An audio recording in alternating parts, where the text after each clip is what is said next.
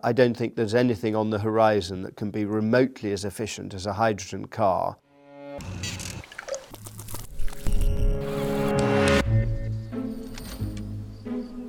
In a tiny workshop in Wales, just down the road from these sheep, a motley crew of engineers and designers from a range of backgrounds, astronautical engineering, nuclear submarines, Williams Formula One team, are building what they think is the car of the future.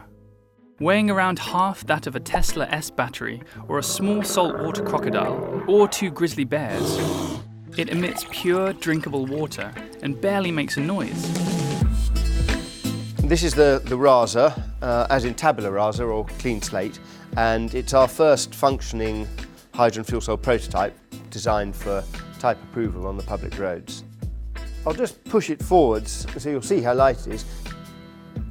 I think the car looks fantastic. It does split opinion a lot because it's quite unconventional, but if you're producing a very, very small, highly aerodynamic and efficient car, that's what it's going to look like. It's got its clamshell doors. Of course, it's very small. It's not designed for any kind of vanity. It's designed to work. So if ever there was a case of form following function, it's the River Simple Rasa. So this is the boot.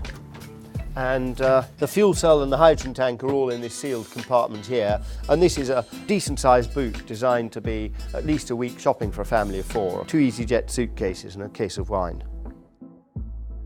Low weight is everything with the River Simple Rasa, and the whole car only weighs 580 kilos. Now compare that with Toyota, who produce by far the most significant fuel cell vehicle in the world at the moment. The Toyota Mirai, and they've sold 44 of those in England to date.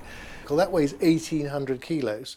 And the Rasa uses 1/13 the power to drive it. To refuel the car is a very similar experience to a petrol car. Put a hose in, press a button on the pump, and that automatically fills and gives you about 300-mile range in 3 minutes. One small problem, filling up might not be that easy. Until the refueling infrastructure exists for hydrogen, then it will always be a bit part player compared to battery electric. But that's set to change. I think everybody's accepted now that petrol engines are on the way out, and people are rather grasping at straws thinking that batteries are the only solution. The problem is we have 30 million cars in the UK. It is inconceivable to have battery charging stations for 30 million cars. Infrastructure isn't the only challenge. Embracing hydrofuel on a global scale will require a global mind shift and an understanding that hydrogen as fuel isn't dangerous, stored in tanks designed to withstand massive pressure. All this has won over the Welsh Government. Thanks to their backing and crowdfunding, Hugo Spowers' team will be releasing 20 cars onto Welsh roads in 2018.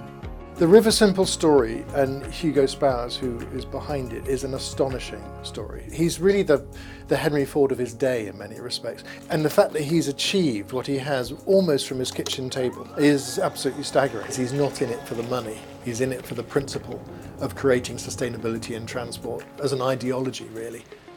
With the global hydrogen fuel cell market expected to rapidly expand each year until 2021, you may well be seeing Hugo and his team's cars quietly on the roads in the near future.